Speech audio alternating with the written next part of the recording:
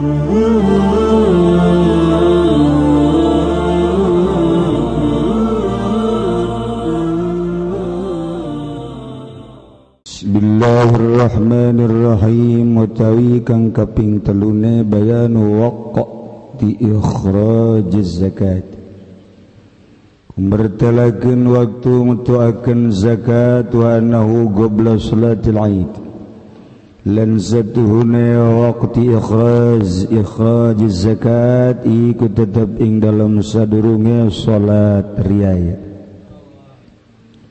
Gula Abu Hanifah tangujab sapa Imam Abu Hanifah wa Malikun lan Imam Malik ucap-ucap ing labad dajibu wajib ya zakat min tulu'i fajri yaumil Aid wit saking muncul fajar dina riyaya didinyalah wajibna zakat fajar poe lebaran li'annahu karna satuhunne yaumil Aid al-waqtul ladzi yata'ayyanu bihil fitrul haqiqi iku waktu kang narima nyata bihi kalawan ladzi apa buka kang bangsa hakiki kulantaran zakat fitri zakat fitrah teh zakat buka maka atuh cek Imam Abu Hanifah Imam Malik dilaksanakeunana ketika buka ai buka fajri yaumil Aid didinyalah poe lebaran walianna halan kena satuhunna ya zakat kurbatun iku gawe kapar tata'allaqu kan narina cuman taya kurbah bil abdi kalawan hamba fala yataqaddamu waqtu wujubiha ala yaumi maka orang dingini apa waktu wajib zakat igatase dina ne wujub kulantaran zakat fitrah teh termasuk kana gawe dumadeheus ibadah nu patali ka hamba maka atuh ulah miheulaan waktu wajibna kana poe na nu mentak Imam Abu Hanifah Imam Malik mah poe lebaran. Jadi lamun urang taklid ka mazhab Hanafi nu ngazakat teh meunang make nakdan uang belanja make duit ngazakatna kudu poe lebaran. Timimiti maghribna lah malam takbir urang mari taklid ka mazhab Hanafi make duit belanja negara ari ngalaksanakeunana jauh keneh ka lebaran cak Hanafi heuh sia dek duturkeun ka aing mah malam takbir atuh ulah namehna oh ari taklid ka Hanafi ari waktu urang make Syafi'i tekan teu beres saya di negara urang teh teu beres barang loba PKS barang aya Persib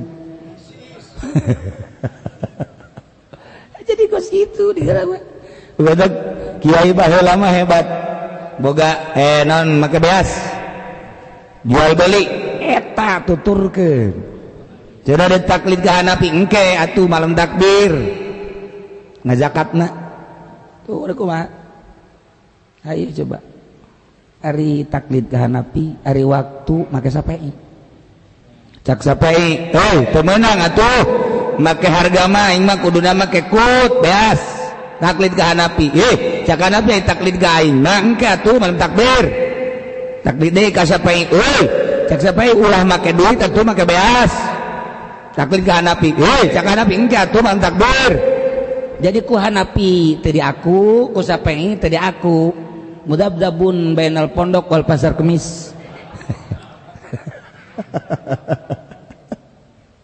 aduh takos gitu kan jadi orang jahot minimal jam urang lah sing hade urang lamun dek ngazakat fitri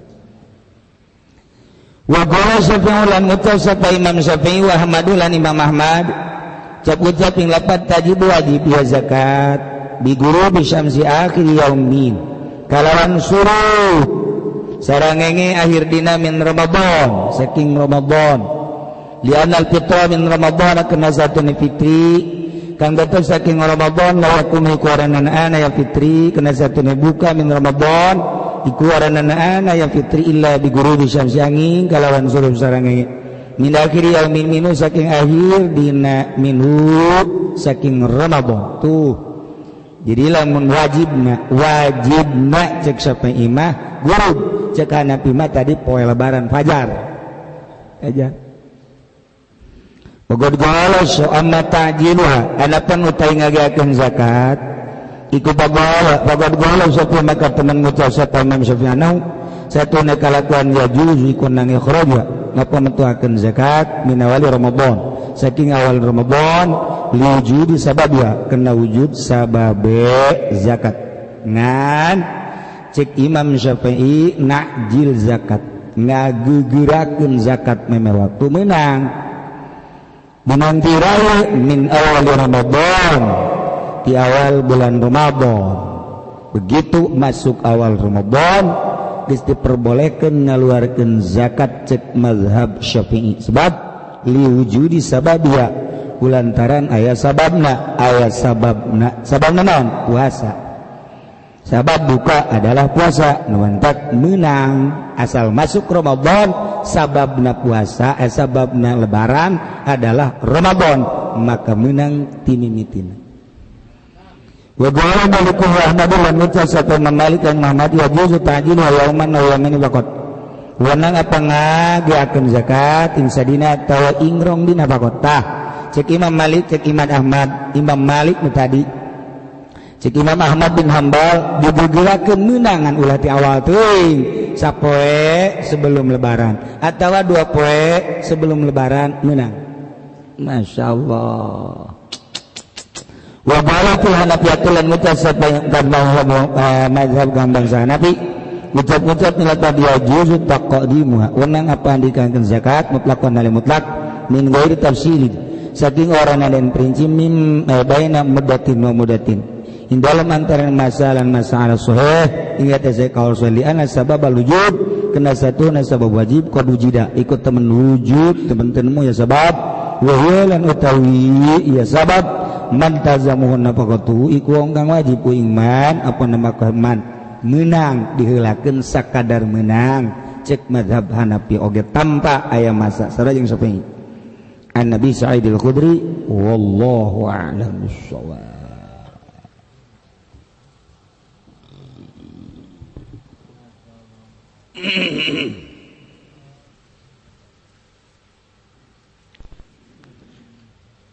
Gaba qala Allah ta'ala fil haditsil qudsi kuntu kanzan makhfiyah ana ingsun iku kaya simpenan kang den samarkeun pabantu maka demen ingsun anwab yen taden kinawaruh ingsun fa khalaqatul khalqa maka ngadamel ingsun ing makhluk fa bi arafuni maka kalawan sabab ingsun ruh ya khalqani ingsun lihada tabayyana anna Allah ta'ala khalaqal insan li ma'rifati akarna ikilah iki kuntu kanza dari manyata apa satuhuna Allah ta'ala fa khalaqtul khalqa jata pasatuhun Allah Ta'ala iku ngadamel Allah ing manusia li ma'rifati karena ma'rifati Allah bal ma'rifatu ala nawaini maka utai ma'rifati ku tetap ingat serong warna ma'rifati sifatillahi Ta'ala siji ma'rifat ing sakehe sifat Allah Ta'ala wa ma'rifati zatihi lan ma'rifat ing zat Allah wa tamarifatu sifat takunu hal wal jismi fid darain maka utai maripat ing sakehe sifat iku ana ya maripat iku dungduman jisim ing dalam dasar roh wa ma'rifatul zat takunu hawruhil qudsi fil akhirat lan utai marifat zat iku ana ya ma'rifatul zat iku dungduman ruh qudsi ing dalam akhirat kama qala Allah taala kaya oleh ngadamal sapa Allah taala wa ayyadnahu biruhil qudus wa hum muayyaduna biruhil qudus wa hatani ma'rifatan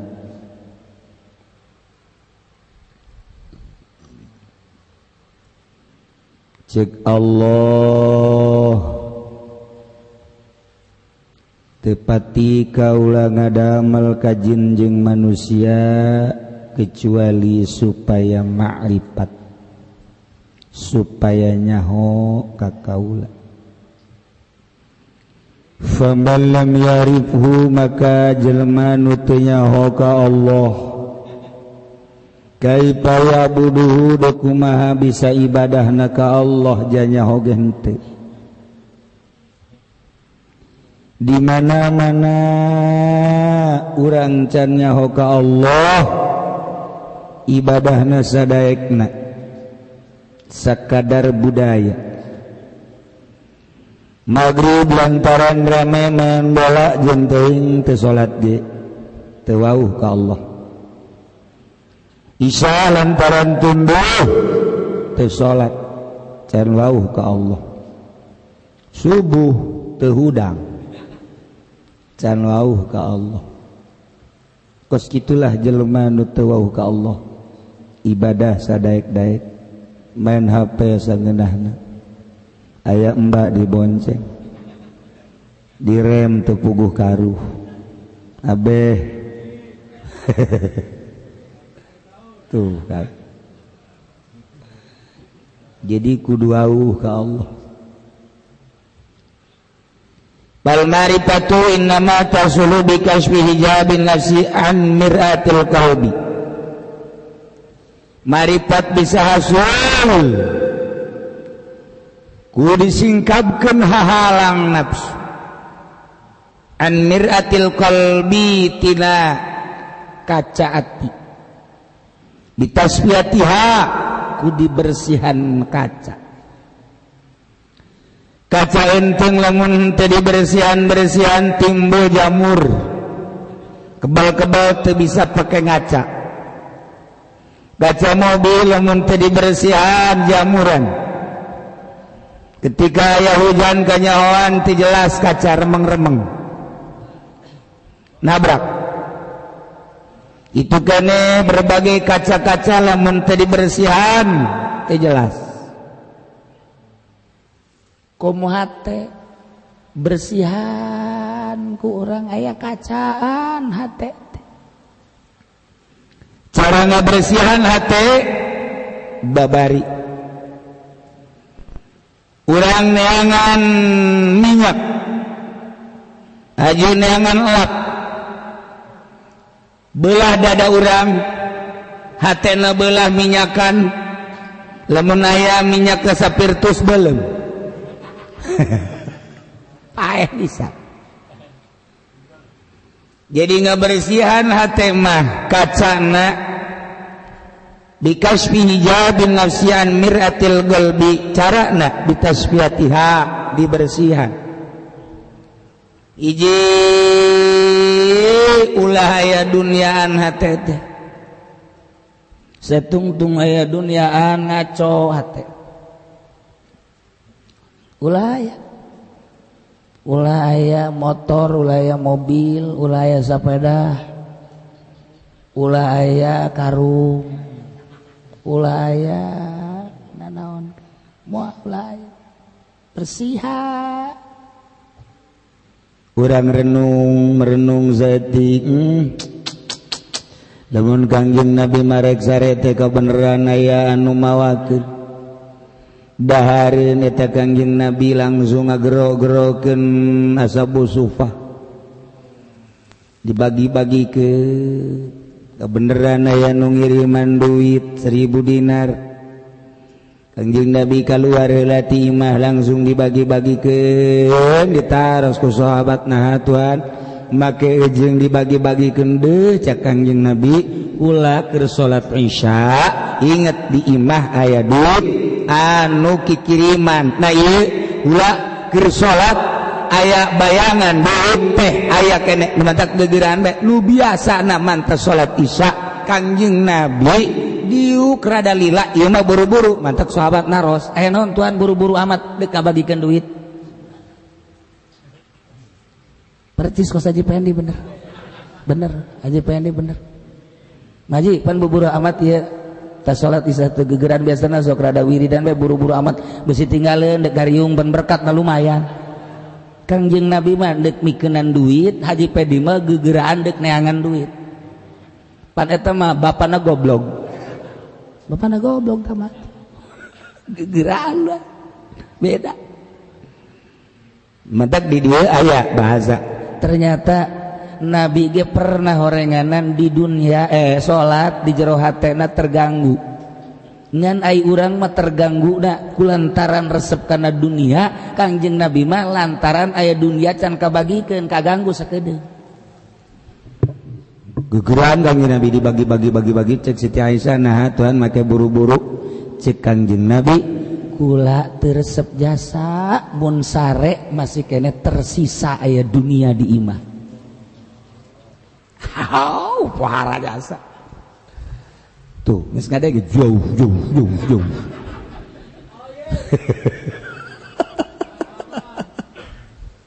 atuh boro-boro deuk kabagikeun potongan si eta mah puguh dek neangan deui padahal nu di imah ge can kadahar cau aya keneh dek neangan cau deui pan eta mah tolol jasa tah ieu urang hese jasa tah dunia ulah aya geura dunia di jero hate bersih sageusna dunia ulah aya makhluk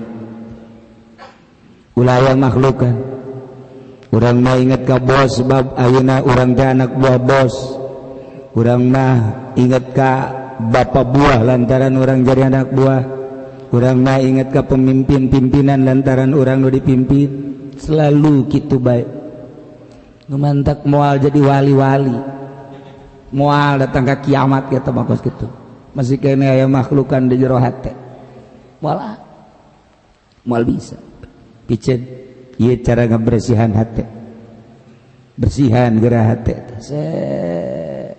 carana merenung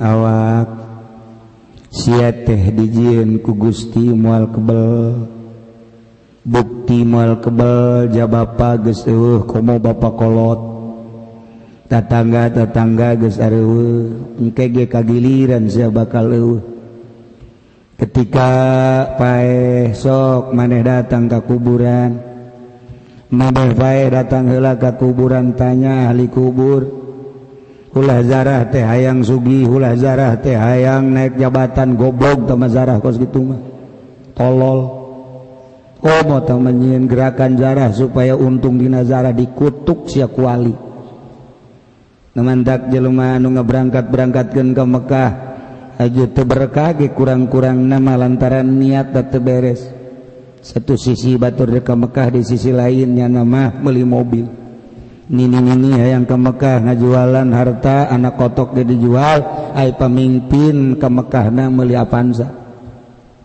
teu etis sing ade ibadah sing ade kecuali dek nganter bae yang malillahi taala bisi salah ajunya nana mere lain deui teh urusanana aju bae dikembangkeun ge aju bae dikembangkeun asal rada deureus bae dikembangkeun supaya merek kumaha tah eta teu beres teu beres ge bersihan hati tafakuran tanya ahli kubur lamun teu mah zat nu maot jelema sugih tanya di luhur kuburan teu sondor maca Fatihah teh kudu urang datang ka kuburan diuk hei Zaid mana geus sabaraha taun ieu maot seakan-akan nya ngajawab oh geus aya 10 tahun mah Zaid hayang nyaho masa hirup maneh teh luar biasa usaha maneh mobil ambalaya perusahaan maneh pohara pamajikan leuwih ti hiji ku aing deuk ditanya ku ari ainal ahlu kamana ku ari pamajikan saling ganti maneh karawang sobang mana pamajikan ainal walad mana anak ainal mal mobil kamana perusahaan kamana ayo ainal bait mana imah nu kumana dibangga-bangga ya mana ayo gerak nyanang ke ngajawab pemajikan ditinggalkeun ku kaula lantaran lain alam sabaraha mana boga pemajikan opat tinggalkeun ngora keneh lain ngora-ngora deui mejeuna bahenol aja gua kumaha milik batur bergilir piala nggak jawab jangan tesakan nggak emang tengah jawab nggak jawab atau gua tadi bagian bongan sia anak kemana anak bareres lantaran tadi pasantren kan mobil rebut anak sawah ribut keluarga jeung anak lantaran ninggalkeun sawah yuk kuari kumaha ya karasana nadimna masalafna kaduhung kaul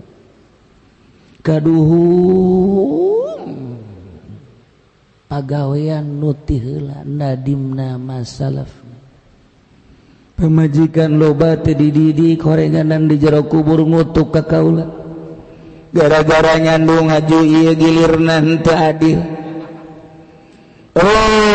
kula dikutuk di jero kuburan teh mobil nindihan kula sawah nindihan kula pemajikan gitu kene anak demo ka kaula nadimna masalafna ngajawab tah kembali ke diri urang tuh geuning nu loba harta ditinggalkeun pamajikan ditinggalkeun sagala ditinggalkeun awak ulah hayang sia kana dunia ulah hayang hina dunia teh core dunia teh lalagaan dunia teh ngejerumuskeun cak Kangjeng Nabi ad-dunya bahrun amikun gorikon nasung kacir mulai orang setik-setik kuari TV jual meuli nu anyar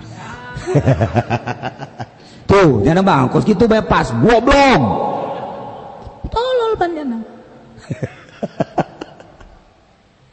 mobil jual meuli deui malah menyala malain jual dicokot kuno harari deung teh orang Ambon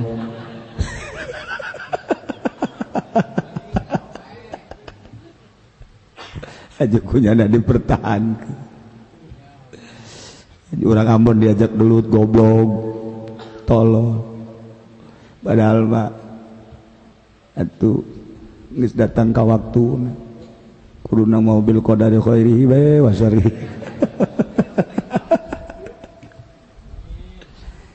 nasihatan awak urang tafakuran awak kai hayang ka Allah mah cenah kudu ninggalkeun dunia kudu dinangkel makhluk kulaya anu jadi tatagenan makhluk teh sugan urang tatagenan ka kolot ulah aya piceun tatagenan kana harta piceun tatagenan ka bos piceun tatagenan ka atasan piceun urang boga kawau jenderal tatagenan ka jenderal piceun urang boga kawau Jokowi komo kuru ulah tama ulah aya tatagenan hiji Allah ulah dunia geus eueuh makhluk geus eueuh hiji mentak kudu mengasingkan diri urang kudu mengasingkan diri ka leuweung kudu mengasingkan diri ka gunung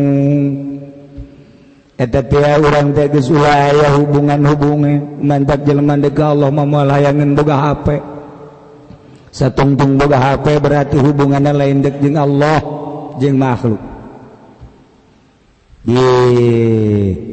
lain gitu cenah ieu mah kiai ieu mah pan boga urusan usaha berarti kan boga urusan usaha lain jeung Allah lain gitu cenah mah boga pamajikan berarti kan tata genan jeung pamajikan lain gitu cenah ieu mah pan kula boga bos berarti tata genan ka bos itu cenah lain gitu mah kudu kumaha atau urusan jeung dunia urusan jeung makhluk mah atuh tah mah hese nu mantak jadi wali hese teh gos kitu bego mun babari jara di wali kabeh emangna wali ngan zikir doang illallah hanya boga hubungan jeung bupati jeung gubernur ya kos kitu mah ahli torekat mikung kos kitu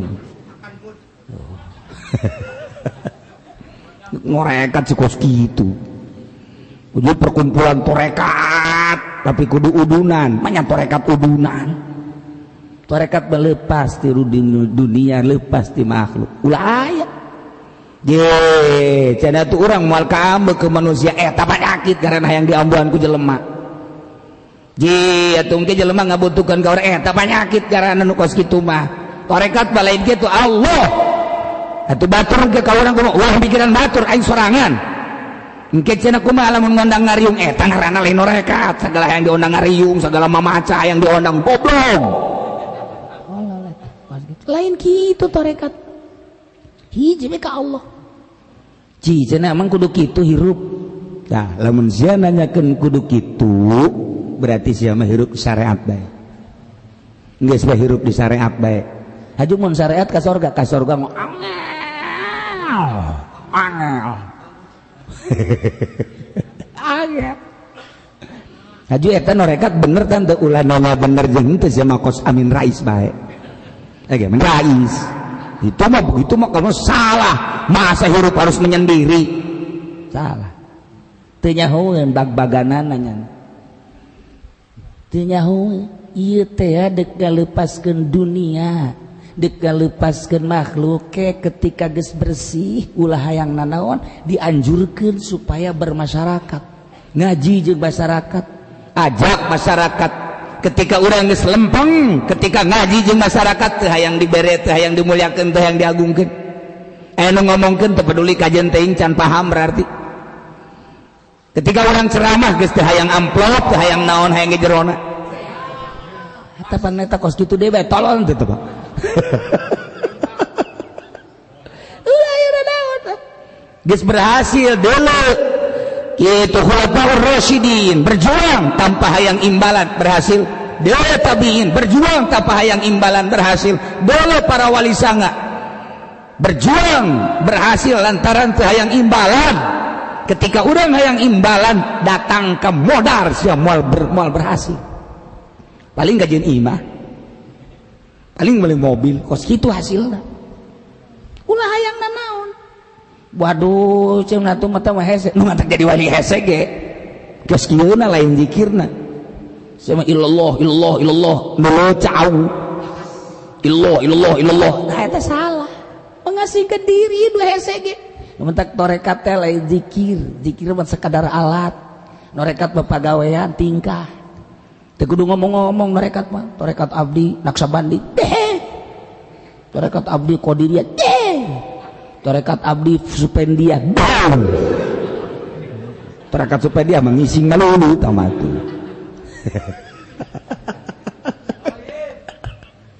tuh geus teu kudu ngomong torekat teh kudu ngege kajawan asal ieu dibere duit teu beres bikeun ka batur asal ieu kadaharan teu pati bagus teu didahar ku jana bikeun asal ieu pakaian di deuleu nu merekna kurang pati beres teu dipake kumpulkeun ke jual emang sih begitu baik diajak bener nah hese diajak bener nah kadinya deui hese tuh jadi lamun aya jelema norekat kemudian babarengan jeung pamarentah ngadahar duitna lain 100% lain 90 dia 150% lain torekat teman tak hese jadi wali kos kitu hesena kumaha lamun babarengan jeung pemerintah kemudian dakwah masalah aya nangis usul mah asal pamerena ulah diterima aya tahu atuh pugu mata sia tuh nyana geus ngajawan eueuh cenah kana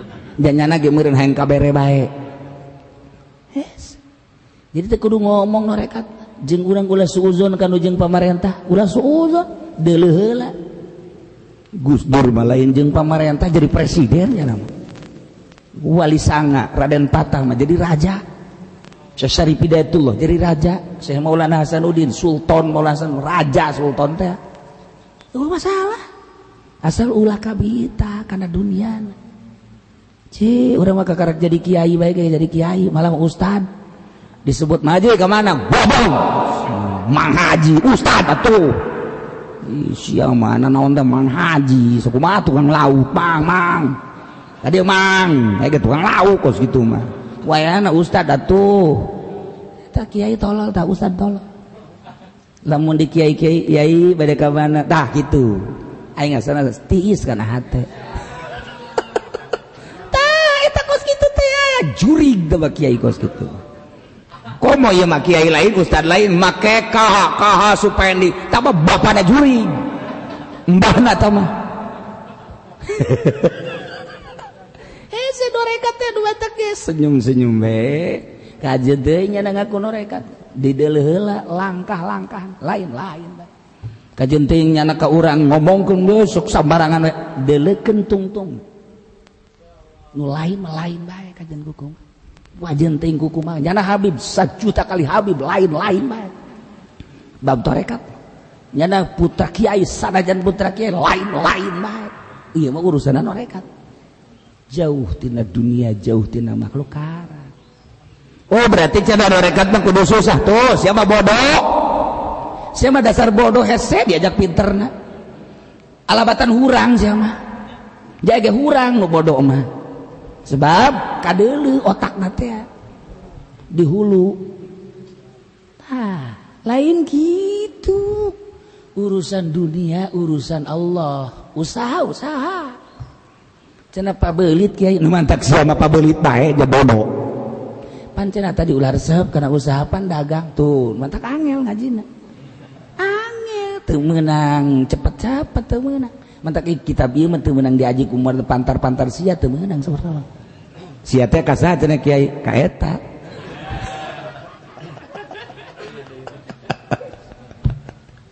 ieu kudu kelas masantren kelas anu geus mantep karak gaji ieu da cenah kiai kula mah deuk dilarang deuk ngadengekeun mau dipake ya Gus mah ieu mah sih bang hanya doang moal saha nu deuk make zaman tas ngaji ieu aju minta doana supaya dagang maju deuk naonana tuh kakarak kecik keneh aing ngaji anti dunia aju minta doana pan eta jelema ngaranna goblok eta pan atur mah ke isuk deui ke ulah kuari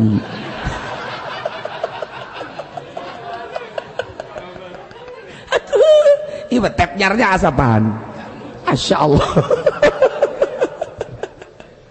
ieu urang keur diajak lalakon tentang ilmu kawalian ya nu penting mah nyaho bae heulanan ja make mah moal atuh buktina boro-boro nyepi sabulan nyepi saminggu boro-boro ye pugu kakarak ge jam 12 batu ditelepon hei kadieu emang naon ieu aing sepi sorangan pancen norekat pan kesepian tolong teh coba ieu eta teh lain norekat tuh kos kitu mah ngaranna ngahakekok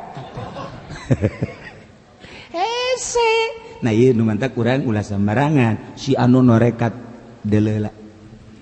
deuleuh ketika dibere ku pamarentah nariman teu buku pondokna ge cenah nang diupati geus putus langsung lain norekat hakekok geus bae jelas ya ulah jorok susambarangan pan aing zikir datang ka ngabudah leuwih ti ngabudah sia zikir lain pan maksudna ge lain sa zikir-zikir nah itu tarekat bade usul ilallah padu zikir mah atuh teu kudu make label tarekat atuh ya haji pendek zikir mah terus bae ilallah asal dinusugih bae kencang ilallah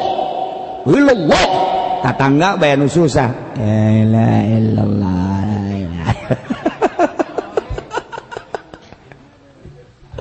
ya ese mantak hese mantak terjadi 1000 hiji gini jadi wali ku hese sakabupaten Tangerang Buaya Bau sakabupaten Sarang Buaya Bau sakabupaten Pandeglang Buaya Bau ieu nu diangkat jadi wali nu husul Buaya Bau lantaran hese kudu ngasingkeun diri lain sabab pinter ngaji bae lain zikir bae tapi ieu anti dunia anu hese Ji Habib Lutfi aya nu mere ke mobil Mercy teu dipake-pake dibikin. Habib Lutfi di Kunagara dibere 3 miliar kamari ke mall tako dibikin teu diterima ku nya. Saya masih mampu untuk membiayai teu diterima. Jia mah kumaha kitu eta teh jaho lalakon mall tako kamari teh deuk dibere 3 miliar ku pemerintah. Tidak. Haju nang ti mana? Wallahu a'lam. Tah, torekat ieu mah dengan make label torekat mudah-mudahan pemerintah bisa nyumbang. Poharan teh coba yuk. Ngaran pondok pesantren ge geus lain lalagaan, pondok pesantren Al-Kursi, pondok pesantren Allahil Mahfuz, pondok pesantren Sidratil Muntaha. Budak ngaranna ge luar biasa tama pondok pesantren Jannatun Naim. Teu kira-kira teu wanian nyana nyebut pondok pesantren Jahannam.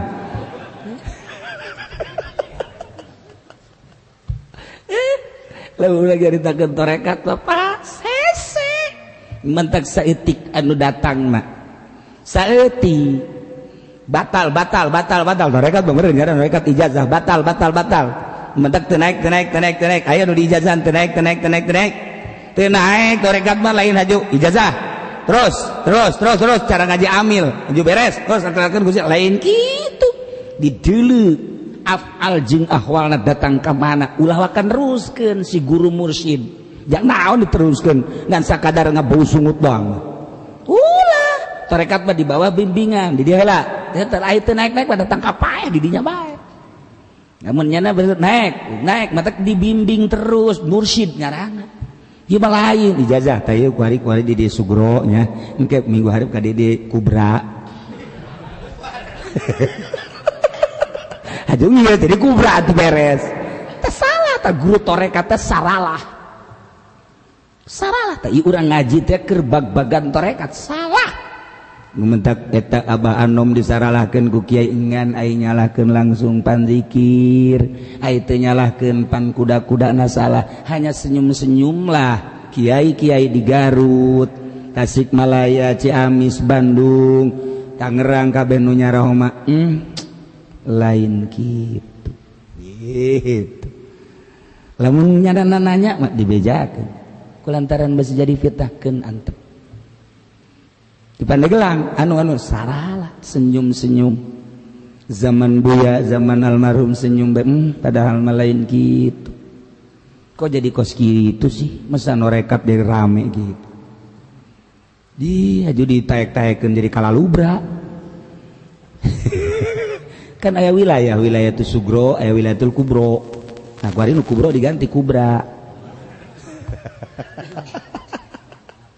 hese atuh lain hese deui nu batak dina haul teu meunang ngondang sakabawana ku ukurannya ketika ngahaul ngundang berarti nyana hayang didatangan berarti hayang didatangan ku makhluk salah haul mengenang guru torekat silsilah adapun batur milu dikersakeun ku Allah kumaha kadar urang ngondang salah tanu aya nu ngondang haul salah ini salah nu sabenerna mah berarti nya hayang didatangan ketika hayang didatangan ku makhluk atuh salah syariat mah ngaran sakabawa kabawawana ku hakikat hayu bae aduh cenah haul saeutikan jasa atuh neuk naon ngomong saeutikan atuh hayu bae datang ka mana kadar keyakinan nyana ieu mah ngundang diundang kabeh salah lain gitu mun deuk jang tausiahna bae ngundang saha eta mah ngabejaan bae bila berkenan mangga henteu ulah jadi masalah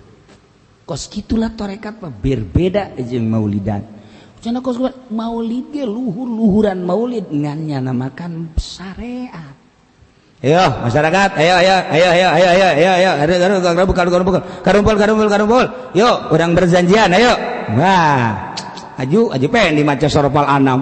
Wah, puhara jasa. Begitu dibaca bubar. Puyang sekian. Puyang, adanya puyang. Baru bubar. Lain sekali, bubar teh lain sekali. Matak dicaritakeun teh geus kajadian bubar.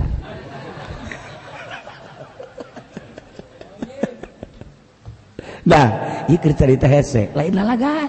Coba ieu tah bikashfi hijabin nafsi an mir'atil qalbi bitasbiyatiha. Cok bersihan guys, dunia geus eueuh bisa alhamdulillah. Berarti kan tahunan, makhluk geus eueuh berarti kan tahunan. Buat nafsu teh kan dibagi heula, aya nafsu iblis, aya nafsu malaikat. Eta kitu heula tah make skala heula. Deut, nafsu iblis tek hideung. Nafsu malaikat berarti eta mah kitu bae heula. Supaya kahartiku sorangan. Guru teh mere putih. Nafsuna dibaca ternyata. Ieu. Berarti mun nafsu ieu iblis, nafsu ieu malaikat, nafsu ieu iblis, nafsu ieu malaikat. Nah, engke ka dituna make lelembutan latifah ngaranna. Kitu heula. Ulah datang ka urang ka iblis. Jadi urang teh bisa tapakur sorangan. Oh, ieu mah nafsu iblis, ulah. Oh, ieu nafsu malaikat, seg. Jadi boga ukuran urang. Lamun teu guru moal bisa ukuran. Moal nyaho ukuran. Iblis pajar malaikat. Malaikat pajar iblis. Salah teu boga ukuran. Hese mata kudu boga guru. Lain langsung tamat berangkat pakai jubah anu panjang gede udang-udang. Emang torekat jubah? Emang torekat teh udang-udang? Atuh eta mah penjahat berjubah ngaranna. Situ mah. Tah si eta ge kitu si eta. Guys, dunia we, makhluk we, nafsu we, setan. Ieu setan teh kan deuleu ku ahli tarekat. Moal ku Imam Syafi'i ditonjok, cek. Moal Tuan Si Abdul Qadir teh nampiling setan. Ketika Tuan Si Abdul Qadir geus riyadhah terus we 3 tahun, jol we setan merupakan narupa cahaya. Abdul Qadir kula teh pangeran nu kumaha disembah-sembah. Be maneh teh ibadah berang penting zikir bekarasa ku kaula sebagai pangeran. Geus pohara semua laya di dunia model maneh mah geus bener-bener di aku. Ku aya dasa kitu geus datang ka dieu bae Abdul Qadir stop maneh mah bebas teu kudu salat. Bobog cek Abdul Qadir. Tolos ya iblis ya tepak ku Abdul Qadir tampil banget. Ngaprit. Eta raja setan, ku anak buahna kan dilayan kabeh. Oh. Aya naon tuan raja, waduh puyeng aing ditampiling. Ku Abdul Qadir ini aya naon raja, aya naon gua. Emang ku naon itu aduh teu bisa kagoda aja dan teu bisa kagoda ku aing. Anya ku muridna. Tuan, eta tadi nampilin setan. Ku kan nyahoan setan. Masa setan nita urun salat? Kanjeng Nabi nu sakitu poharana salat terus bae datang ka barareuh. Terus bae datang ka maot teureun. Ieu mah ka karang sakieu bae tita eureun soal setan curi teu mah kos kitu mah. Mentak urang hakekot ka ban hakekot kos itu. Waladzikrullahi akbar, zikir teh leuwih agung tibatan salat. Teu kudu salat, teu penting mah zikir bae illallah. Geus banding dikasumurkeun tah mah geus. Dikasumurkeun dicor sumurna ge. Hakekot teh kos kitu. Ye sambarangan bae. Dan nanti kajahoan bae nu salah tarekat teh salah nyahoan. Sumputkeun ulah kajahoan boro batur pamajikan ge ulah nyahoan bae urang norekat. Ieu mah bebeja ke masyarakat besi kula teu aya hampura kula keur uzlah. Udah. Alhamdulillah kula keur norekat kuring mudah-mudahan daroakeun ku kabehan mudah-mudahan kuat. Eta mah ongkos dek calon lurah. Oh ya, ese. Nah, lamun bisa bitasbiatia, mun geus bisa payaro piha jamalal kanzil mafi. Siri lubil qalbi. Bakal nempo kana kaelokan Gusti Allah anu lir teu beda jeung simpenan anu samar pisiri lubil qalbi. Sakumaha dina hadis qudsi cak Gusti Allah anjing Nabi nu nyarita kuntu kanzan makhfiyan. Kaula lir teu beda jeung simpenan anu samar. Bahbabtu an-nurafa makasim kuring mikaresep hayang dikenal. Kulantaran kuring hayang dikenal fakhalaqul khalqa kuring ngadamel haji pendi. Babi arafuni kulantaran kula nyahola makhluk ka kaula. Nanti kula urang nyahona ka Allah teh ku Allah. Sing hade. Madak palihaza tabayyana anna Allah ta'ala khalaqal khalqa limaribati. Jadi jelas itu Allah ngadamal makhluk urang ya, ngadamal manusia urang. Ieu teh jang naon jang supaya nyaho ka Allah. Mata hayu urang iman geus ka Allah, geus nyaho. Kakarak nyaho secara ilmu. Ayo terus perdalam ilmu ge terus perdalam tauhid urang. Mana nu wajib di Allah, mana anu mustahil di Allah, mana nu jaiz di Allah, mana nu wajib di Kangjeng Rasul, mana mustahil di Kangjeng Rasul, mana anu jaizna. Sok geura. Kebelah dituna terus supaya datang ke rasa, supaya ngerti eta mah kafir, eta mah musyrik, eta munafik, eta mah geus jauh jasa ka Allah. Urang teh supaya wa'u ka Allah. Wa ma khalaqtul jinna wal insa illa liya'budun tuh. Sok geura perkenal. Nah, nu mantak urang daek ngaji ge, ieu teh mengenal Allah. Mengenal Allah melalui syariatna wudu kumaha, salat kumaha, diaji unggal minggu. Bisa minggu ieu nu kamari poho. Teu pinter-pinter tolol. Itu ngaji mingguan mah kos kitu. Dikira jadi wali na ulah wa kemikiran jadi wali. Jadi jelema bener bae heulanan. Cak syariat geus hese jasa. Minggu kamari bae nu ditanya, sia minggu ieu pantanya ngaji kos kitunya he. Minggu kamari nu inget ngan kareta doang tinggalin kareta. Misalnya tadi Gusti Allah telir teu beda jeung simpenan samar teu kadeuleu. Urang boga cengcelengan teu nyaho jerona sabaraha. Boga simpenan teu nyaho di gunungna. Allah teh hayang dikenal maka Allah ngadamel makhluk. Geus Allah ngadamel makhluk teh yakni manusia ieu teh supaya nyaho ka Allah. Tuh nya. Mata urang mah sakieu geus alhamdulillahirabbil alamin. Maka ma'rifat fal ma'rifatu ala nau'aini wallahu a'lam bissawab.